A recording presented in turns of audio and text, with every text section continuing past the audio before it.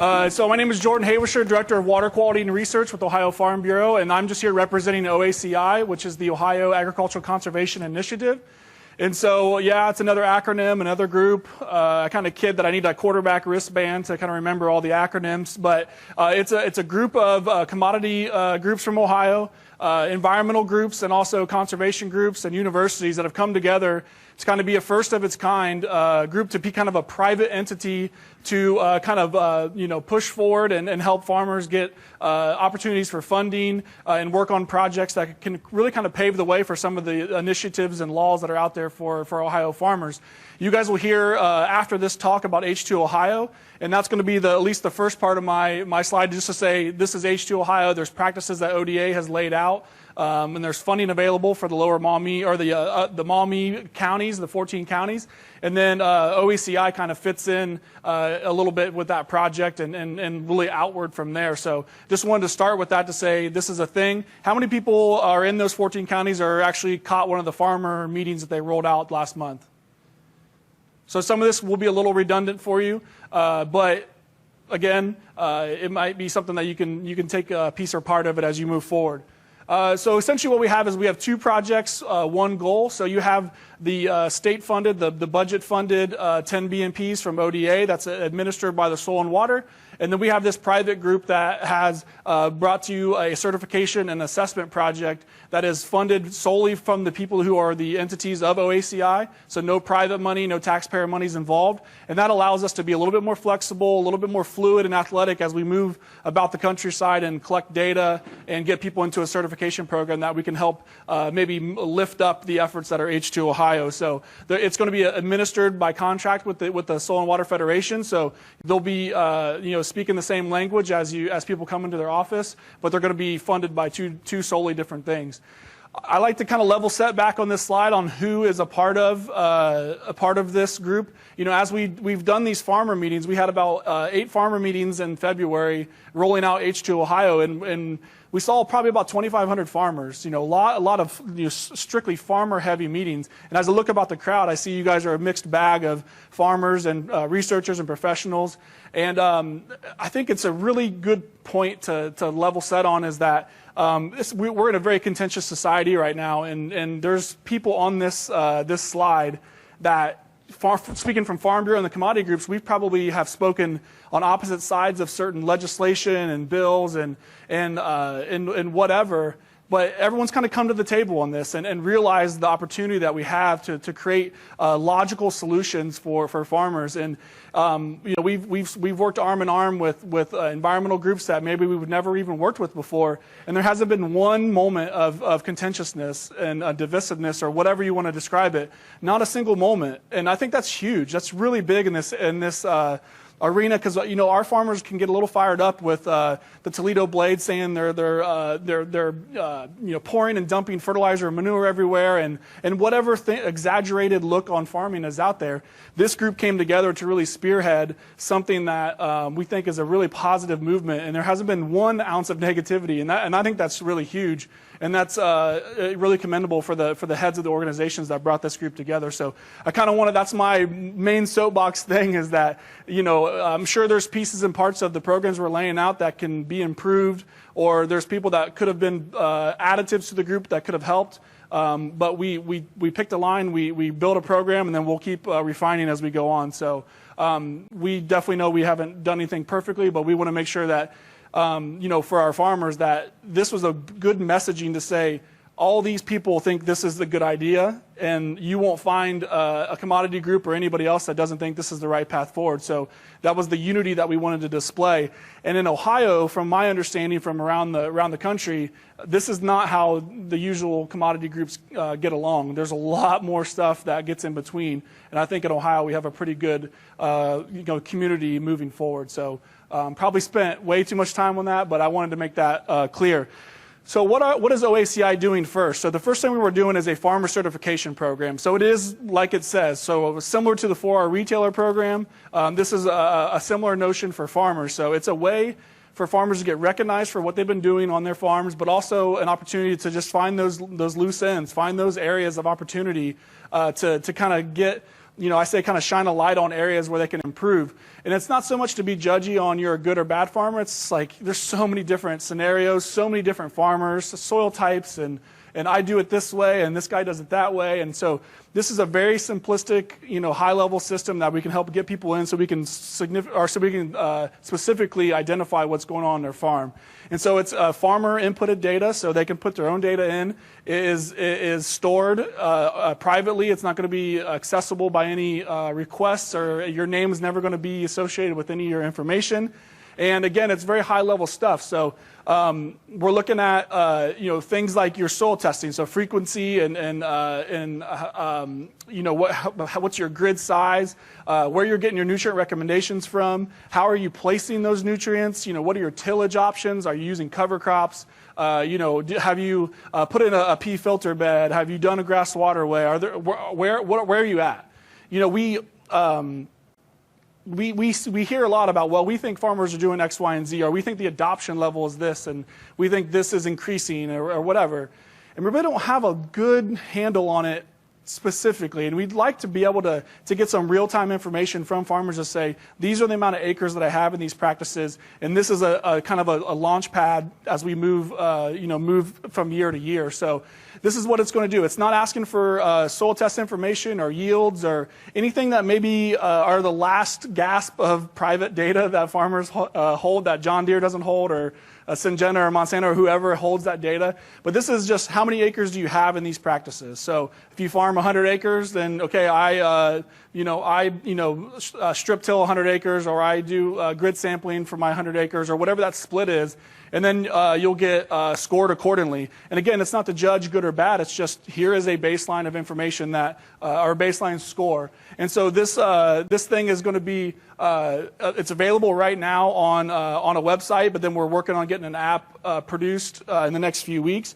But the tie-in for H2 Ohio, and I probably should have led further with this, is that in those farmers who had that funding available in the first year, they're going to have to be in the system. So not necessarily certified, but just get enrolled, put your name in the system, and that's pretty easy to do from our website. It's ohioaci.org. And so it probably takes 3 to 5 minutes for a farmer to fill it out, and that's just what their requirement is for that first year to get their funding. So just a way for us to be that private tool to keep everyone moving forward. Again, very high-level stuff, who you are, where you're from, what watershed you're in, how many acres you farm, and then we'll use that on a certification. So year 2 would be a certification requirement if you are in that H2 Ohio funding, or if you're not, you can do it in that first year and keep it moving. But again, it's just that high level, this is the amount of acres that I have in each practice. So these are mock-ups of what the app's going to look like. So it's not too scary. You can just thumb through it and add your stuff in. Again, if you're not comfortable with an app, there's a website, and you're not comfortable with that, then you can go into your soil and water, or eventually extension or whoever, to help fill that out. And it's all pretty high level information that you should know off the top of your head for the most part. So this is a way for us to just help people identify those areas. The certification threshold is essentially going to mirror the things that you need to get that nutrient management plan for your H2 Ohio funding. And so that allows us to help people who haven't reached that mark get the opportunities for education and funding, and whoever needs to help them to get up to that middle line. And then there creates a lot of headspace above that to add incentives. So we are still working on incentives like maybe premiums through wherever you sell your grain, maybe even equip ranking qualifications and things like that. So keep stacking things on there. So as we move around and have people continuously throw darts at what farmers are not doing, this will be a way for them to literally pound that certification sign at the end of their lane and say, I'm doing what I was told to do. I'm doing what this group of people and the scientific community has chosen the right path to do. And I think that's huge as we move forward and we start to throw a little water on that divisiveness on what's going on, because there's plenty of people in the room, and there's all these speakers that you hear this week that will tell you that it is not a simple solution. We admittedly at Farm Bureau probably use the regulation boogeyman a little too much, but I think everyone would agree he's kind of knocking at the door right now. And I think that the thing that's scary to me is not so much the regulation, but it's the what. You could talk to any farmer in the room and they'll say, well, on my farm, I have this soil type and I have this and that, and it's always this different pathway of getting a crop out of the ground. And I'm not sure what would be that regulation that could kind of blanket the countryside. So that's the one that's a little bit worrisome for me, just kind of tapping into the research that's going on. And so I'd like, personally to keep it, to a point where a farmer can have that a la carte options to choose funding from H2 Ohio, equip practices, 299, whatever else is out there to apply to their piece of land. And with OACI and the certification program, we can help, shine a light on where that funding opportunity can go to in a way that is farmer controlled and not so much being judgmental or saying you must do X, Y, and Z on your farm. So that's kind of the gist of why we brought this program out, and we think it's going to be a positive as we move forward.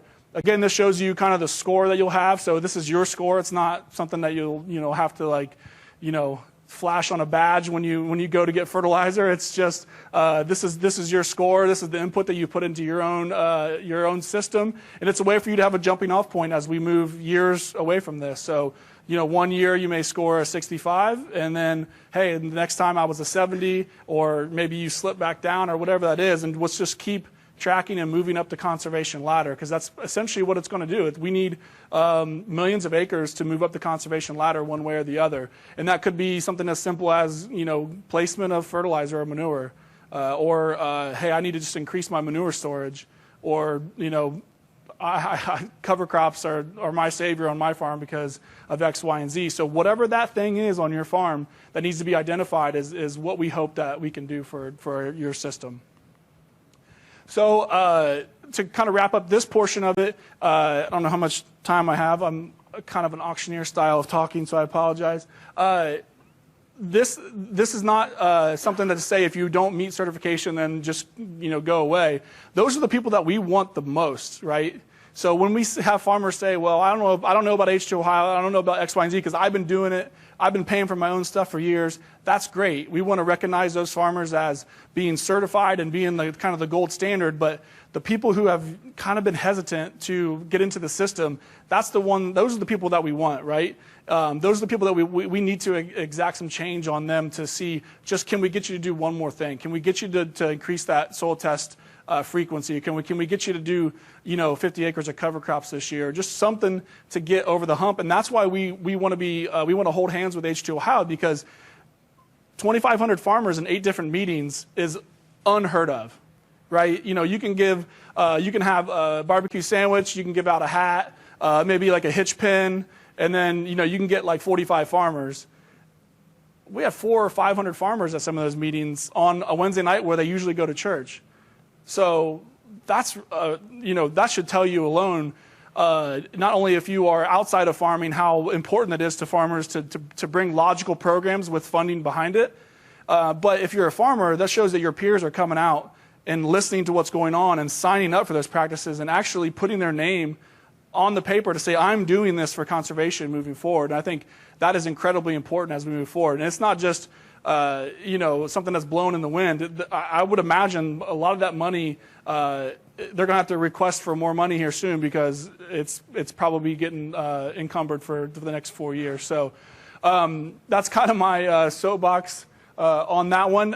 If farmers don't reach certification, then they can essentially see where they've fell short and improve that. If you are certified, then you can get recertified every 3 years and kind of move up the conservation ladder.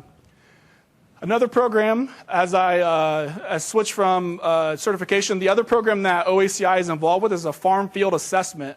And so we have good measurements of what's going on the land through Ohio State and Dr. Robin Wilson with survey data, and we have modeling, we have all this stuff going on, but we really wanted to drill down on what's happening on individual farm fields and then have a collective sample to say this is kind of the statistically sound rundown of what's actually going on in this area. So OACI is coordinated with the Soil and Water to randomly select 600 fields from the CAUV list, and then have them go visit those farmers and ask them a list of questions of what did you do on this piece of land, and it's not so much that holistic farm evaluation, but it's just this field.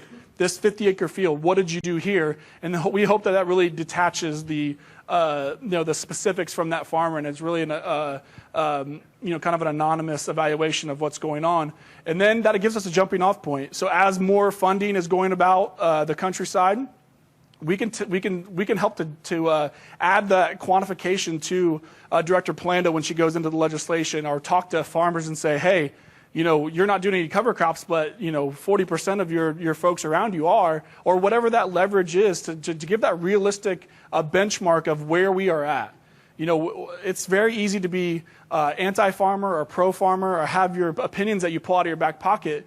But when you have some real-life data that's collected on the farm, ask Kevin King or Jay Martin or Chad Penn. That information holds a lot of weight. It holds a lot of weight, and it's not just done in a vacuum in the lab or on a written paper. This is just real-life farmer information that they can sign their name on and say that that was accurate. And so I think that's really huge as we move forward, and we start to pick out areas of opportunity as H2 Ohio evolves, or maybe more legislation evolves. We can hopefully pinpoint with the certification program and with assessment.